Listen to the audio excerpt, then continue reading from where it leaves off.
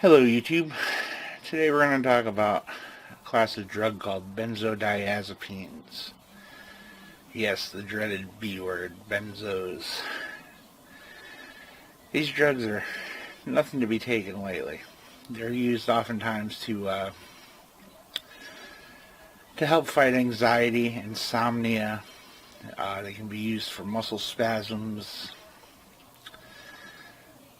things along those lines. So they're basically sedatives, downers.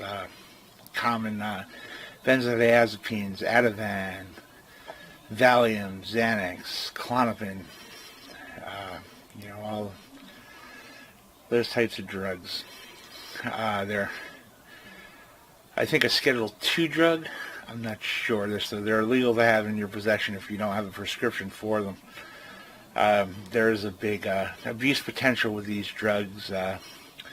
People like to eat bars of Xanax like they're M&Ms. I know quite a few people who've had their struggles with benzos over the years. Well, basically, they're suggested to be used short-term for the illnesses that I mentioned, things such as anxiety, insomnia, restless legs. They can be used for to help with alcohol withdrawal, seizures, and a few other things as well. But basically, like I said, these drugs are dangerous. They're highly addictive. They can kill you if you can overdose on them very easily. They basically mellow you out. They sedate you. They have some of them have more of an amnesia effect than others. They're used a lot of times also for pre-medication for things like dental procedures for people who are extremely afraid and anxious to the dentist, and other medical procedures too. So people, it helps alleviate their anxiety. And also certain benzos have more of a amnesia effect than others, and those are often the ones that are used so that people don't really remember all that well what they might have gone through during the procedure. I am on 3 benzodiazepines. I've been on them for a long time now. I'm not sure how long. I know it's been years and years though. And as I said, I am a recovering addict and alcoholic, so it's kind of a playing with fire. And it's the way my doctor described it when we talked about putting me on them way back when. Fortunately, I don't abuse them.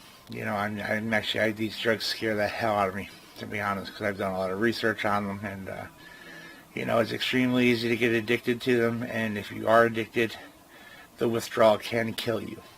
Like alcohol withdrawal, it can kill you. So if you are addicted to these, be it by a person, and there's 2 things. There's addiction and dependency. The way I look at it is, here's dependency is I'm benzodiazepine dependent. It means my body depends on it to function normally. It depends on having that chemical in its system to function normally because it's used to it. It's been that way for years, and it's just the norm. That's what my body expects, like any other drug that you use regularly or abuse regularly over time. But like I said, I don't abuse them. I take them at the dosage I'm supposed to, at the times I'm supposed to, so that I don't run into any problems. So yes, I am dependent. The way I look at addiction is, when you're an addict, you just kind of throw caution to the wind and you're taking them to get high. Another thing also is the dosages that I take, I don't get high off of.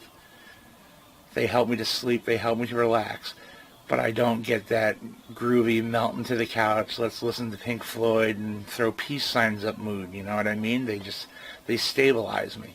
If your dosage is getting you high, you're on too high of a dosage. That's the way I look at it. You need to, if your doctor's giving you that you're taking it the way you're supposed to be and you're actually getting high, well then I think you have to change your dosage, which you probably won't want to do because you're going to enjoy getting high and it's going to just turn into a big mess for you in the end. So, like I said, I am a recovering addict and alcoholic, but fortunately, I have a lot of willpower, and I made up my mind that drugs and alcohol are no longer going to be a part of my life. So I don't abuse my medications. I take them as prescribed, and my doctor has the faith in me that I will do that. That's why he continues to prescribe them for me. because, the pros outweigh the cons. I'm a basket case without them. I have severe social anxiety and general anxiety. I get kind of OCD, kind of. I just get kooky, nutty, and bouncing off the walls like a crackhead in a police car, man. I just get all skittish. So, what are the benzodiazepines I take? I take 4 milligrams of Ativan at 7 a.m. I take 4 milligrams of Ativan at 3 a.m. I take 4 milligrams of Klonopin at 10 p.m. And I take up to 2 milligrams Xanax during the day if I need to, if I'm feeling jittery, or if I have a panic attack, or if I'm just feeling overly anxious. And again, it's not because I feel, everybody has anxiety about things, but when you have an anxiety disorder, it's on a different level. It's debilitating. I went through almost 6 months where I couldn't leave my house because I was too afraid to. I was afraid a jet plane was going to fall out of the sky on me, or, I was going to get attacked by guys with chainsaws, or the NSA was going to get me, or things like that. That's anxiety disorders. It's not just feeling a little bit uncomfortable about speaking in front of people, or meeting new people, or going to a new place. It's where you literally cannot do it. You just can't bring yourself to do it. It's just too much. And, the benzodiazepines, along with the Seroquel, really helped me with that. Now I'm able to live a normal, well, not a normal life, but, a quote-unquote normal life. I'm able to go to the store. I do all the grocery shopping for my family. I'm able to go out and run errands and things like that without having to, I used to, when I knew I would need cigarettes, I would have to start building myself up to go out at 8 o'clock in the morning, and it would take me until like 4 or 5 o'clock in the afternoon until I finally built up the courage to go to the store. And this is the same store I go to almost every day, same counter clerk, a lot of the same people in there, but it would still just scare the hell out of me. I mean, to the point where I couldn't do it. It wasn't make a choice to do it or not. It was just, there was no way. But I guess from a lot of the literature that I've read on benzodiazepines is that they're a good short-term fix, but long-term they're not good to be on, because you build up a dependency, you become dependent / addicted, and also they're the degree to which they work kind of dips as you've been on them longer. You need to increase the dosage, you become more tolerant. And, like I said, fortunately, I've been on the same dosage now for probably 5 years. And, like I said, it's a dosage enough that it evens me out, doesn't get me high, doesn't knock me out. I'm not drooling on myself. I can function, I can drive an automobile, I can, do things. I don't lose my coordination and things like that,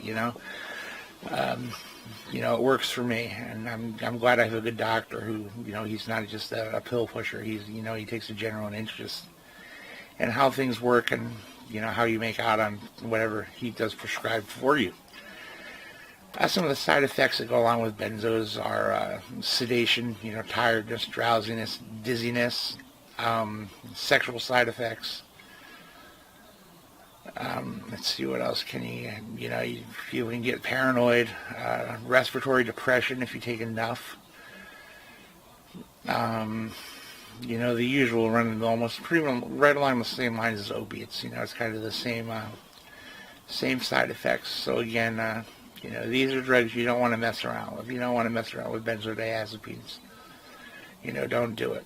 Unless you're prescribed them, and then take them as they're prescribed, because they are a very dangerous drug, and to get off them is hell. I talked about with my doctor when I came off narcotics a couple years ago. I talked about it with him. I was like, do you think maybe, I'm trying to become drug and alcohol free here again?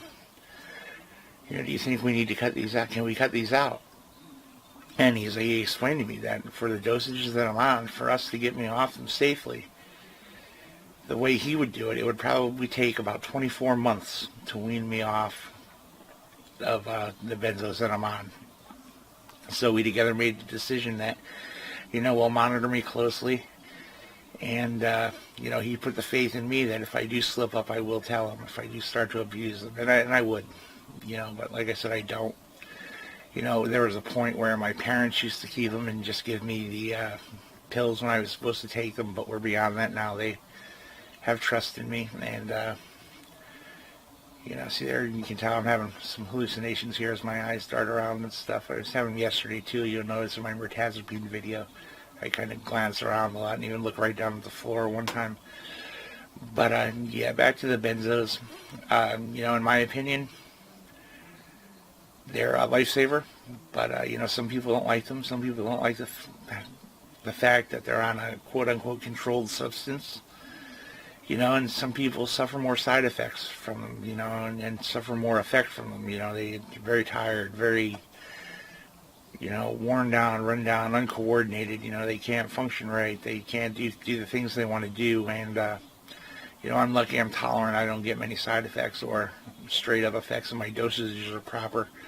So I don't get all whacked out and loopy on them.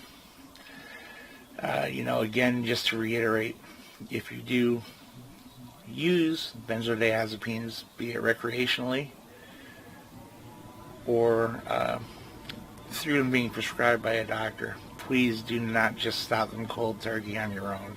You definitely need to be in a detox facility where it can be done in a controlled atmosphere. And it's not to say that you're going to be there for 2 years, like my doctor said it would take to take me off. Now that's a totally different line of treatment. That's, detoxification is different than a detitration. It's a different ball of wax. But you definitely need medical oversight if you are addicted or dependent to these, and you plan on stopping using them. All right, I think that just about covers the benzodiazepines. Again, if you have any comments, questions, please post them in the comments. Try and keep it constructive. Nobody likes a jerk.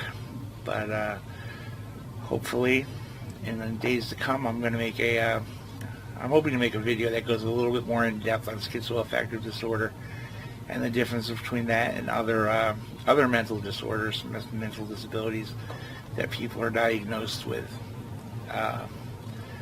All right, I think that does it for now. Again, don't be afraid to like and subscribe. All your support is greatly appreciated. And for now, shrug out.